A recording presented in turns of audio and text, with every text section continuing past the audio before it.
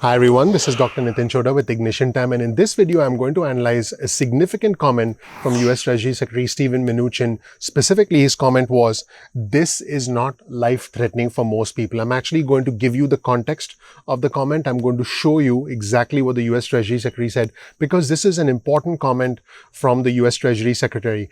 If the administration believes that this is not life-threatening, then the administration can make a case for trying to get the economy back on track as quickly as possible. In fact, the faster the economy reopens, the more leverage politically, and again, I'm talking about political leverage, I'm talking about economic leverage, the more leverage the administration has to say, hey, we don't need more stimulus. We don't need a $1,200 stimulus check. We don't need enhanced unemployment benefits. The lost wages assistance program should be enough. This fundamental ideological difference between the Democrats, who basically want significantly more aid, and in the words of the White House lead negotiators, they said that the Democrats expect this to last longer, to drag out longer, the whole pandemic. Whereas the Republicans, the administration expects things to get back on track quickly. Now, let's be clear. It is indeed a K-shaped recovery, because some individuals have not only gotten back to their pre-pandemic level of work, but they've actually done better than the pre-pandemic level of work, especially individuals who can work remotely. But there are other individuals who, unfortunately, through no fault of their own, have lost their jobs permanently. It is a K-shaped recovery. But it is important to analyze this comment from the US Treasury Secretary, because it gives us an insight. It gives us a view into exactly what the administration is thinking. It actually gives us a sense of exactly how they're approaching this entire situation. Here's what Mnuchin said. He said that it's a very important statistic that's emerging. He was specifically asked about all the different statistics that are emerging in terms of the illness and how there are some inconsistencies in terms of the statistics. And he said, for most people, this is not a life-threatening situation. And I quote, he said, it's really just a life-threatening situation for people who are at high risk with other issues. I'm going to repeat this. He said, it's really just a life-threatening situation for people who are at high risk with other issues, but we've made enormous progress. And I think you're going to see enormous progress on vaccines quickly between now and the end of the year. Now, the reason I'm talking about vaccines is, as my viewers and subscribers, whether you take the vaccine or not is up to you. This isn't about that. Okay, so don't freak out and say, oh, I'm not going to take the vaccine, I'm going to take the vaccine. This is not about whether you take the vaccine or not. This is about the economic and the political reality of getting us back to a normal pre-pandemic lifestyle, getting us back to a normal economy where we can feel like our life has some semblance of normalcy. So that is a very important component of all of this. Today, my wife and I dropped my 5-year-old son and my 2-year-old daughter. Makes me a little emotional thinking about it, off to private school. My kids go to private school, and my kids were home for months as a result of this pandemic. And in fact, I'm a little nervous right now because they are in school, and my 5-year-old and my 2-year-old are wearing masks all day.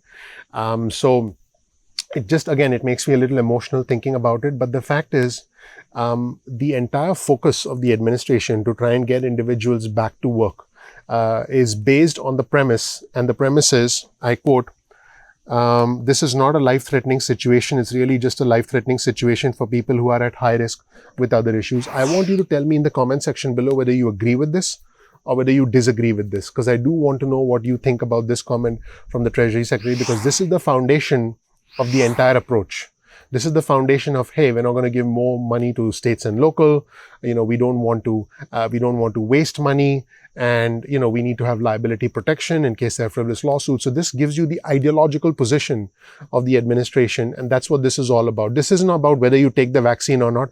It doesn't matter to me whether you take the vaccine or not. Let's be clear. What matters to me is that we are all safe. What matters to me is that we all get back to work, and what matters to me is that we all resume our normal life when it is, when it is safe and when the circumstances allow it. So he said, and I think you're going to see enormous progress on vaccines between now and the end of the year. And by the way, we have an election coming up at the end of the year. So is there a political benefit to having a vaccine prior to the end of the year? Of course there is. And he said last week the president made a major announcement with 150 new point-of-care tests. The president announced an agreement with Abbott for a point-of-care test. It's basically a $5 test that can be administered. And he said this can be distributed to every school in the country so schools can get opened safely. So this is a test you can read more about the test. I'll include a link in the description section below. So he said this is really about making sure our kids get back to school and our small businesses get back to work. Now, again, let me be clear. My children went back to school today, and while I've been recording this video, I've been thinking about my kids, and I've been meaning to call the school over and over again just to check in and see how they're doing. That's how worried I am as a parent. And if you're a parent out there watching, you know exactly what I'm talking about. Whether you send the kids back to school or not is also a personal decision. So this is not a black and white situation. If any of my viewers, subscribers think, oh, the Republicans are right and the Democrats are wrong, or the Democrats are right and the Republicans are wrong. No. This has many layers of gray. Remember something, the truth isn't black and white. The truth is usually hiding in the shadows. And what the truth is something you have to come to a conclusion. You have to come to your own conclusion after you watch news sources like mine or whatever else you watch. But make sure that you understand all the facts and then you come to your own conclusion. So this is what US Treasury Secretary Steven Mnuchin said. I thought it was a very interesting comment. I want to know whether my viewers and subscribers agree. But first, let's watch the US Treasury Secretary and let's listen to his exact words, and let's roll the tape. Well, Lou, as you said, that's a very important statistic that they just put out. And as we've been saying all along, for most people, this is not a life-threatening situation. It's really just a life-threatening situation for people who are at high risk with other issues. But we've made enormous progress, and I think you're going to see enormous progress on vaccines quickly between now and the end of the year. Last week, the president made a major announcement with 150 million new point-of-care tests, so they can be distributed to every school in the country, so schools can get open safely. So this is really about making sure our kids can be at school and our small businesses can get back to work. And like I mentioned earlier, the ideological premise of getting the economy back on track as quickly as possible is indeed based on the fact that this is not a life-threatening condition. His quote was, "This is not life-threatening for most people." Let me know what you think about that. Also, in the next segment, the US Treasury Secretary specifically addressed getting the economy back on track. He said, in fact, he was asked, is the president frustrated with the way things are going right now? And he said, and I quote, "The president's never frustrated. He's always demanding better information, more information, pushing all of us to make sure we're working around the clock. The president is absolutely focused to kill this pandemic and get the economy back to where it was, the greatest economy we had going on prior to this." So clearly there's a focus to get everything back on track based on this premise. Let's watch this clip and let's listen to exactly what the US Treasury Secretary said. The president's never frustrated. He's always demanding better information, more information, pushing all of us to make sure we're working around the clock.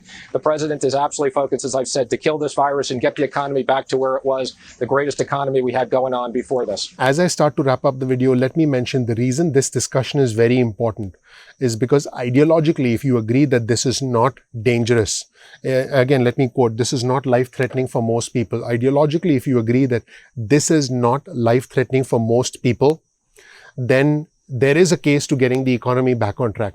But if ideologically you feel, no, this can be life-threatening for many individuals, then ideologically there is no case for getting the economy back on track quickly, because the foundation of safe and effective work is required for a healthy economy.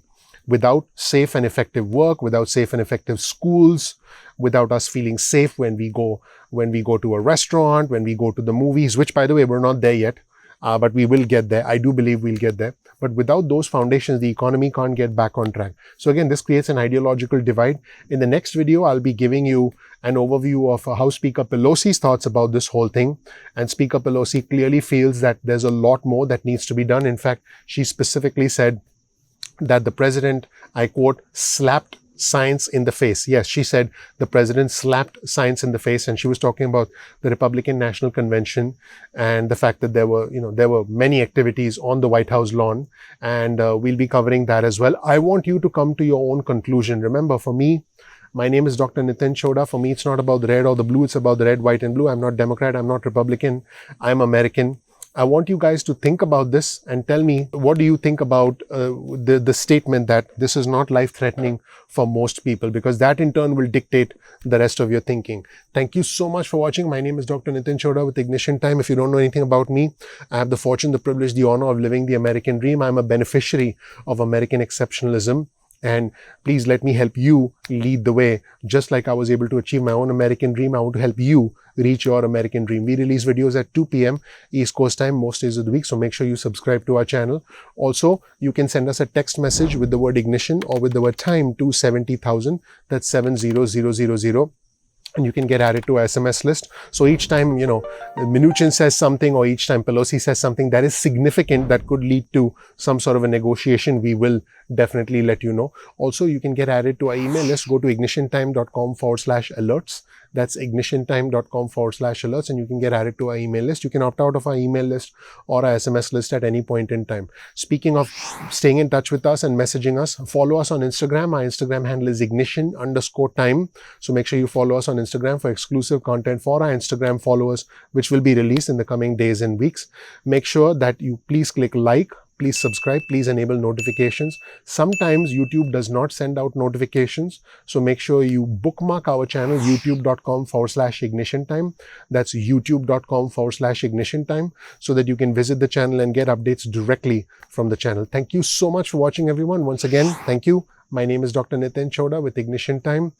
Please click like, please subscribe, please enable notifications so you get instant updates going forward. I appreciate you so much for watching. We'll see you in the next episode of Ignition Time. Take care. Bye.